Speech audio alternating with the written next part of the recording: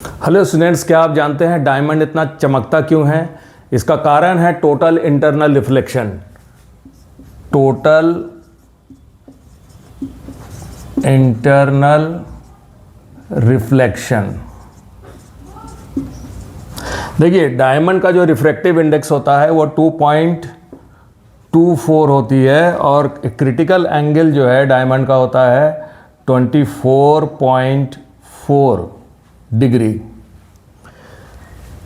तो इतना कम रिफ्रैक्टिव ज़्यादा ज़्यादा और क्रिटिकल एंगल कम होने की वजह से कोई भी इंसिडेंट रे जब डायमंड के अंदर एंटर करती है तो अगर उसका एंगल ऑफ इंसिडेंस जो है वो क्रिटिकल एंगल से ज़्यादा हो तो वो जो रे है उसका टोटल इंटरनल रिफ्लेक्शन होता है। और इसी तरीके से जब वो इस डायमंड के जो सरफेस है उसकी बनावट यानी कि उसकी दीवारों की कटिंग कुछ इस प्रकार से होती है कि जो रिफ्लेक्टेड रे होती है वो फिर से जब किसी दीवार पर पड़ती है तो फिर उसका जो है एंगल ऑफ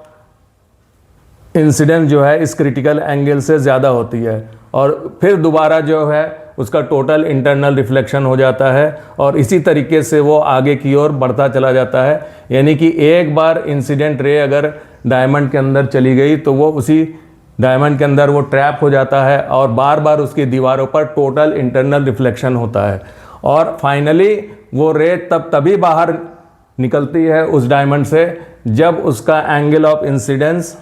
इस क्रिटिकल एंगल से कम होती है और तब वो रे जो है इमर्जेंट रे बन करके बाहर निकलती हैं और तब जब किसी व्यूअर्स के आँख पर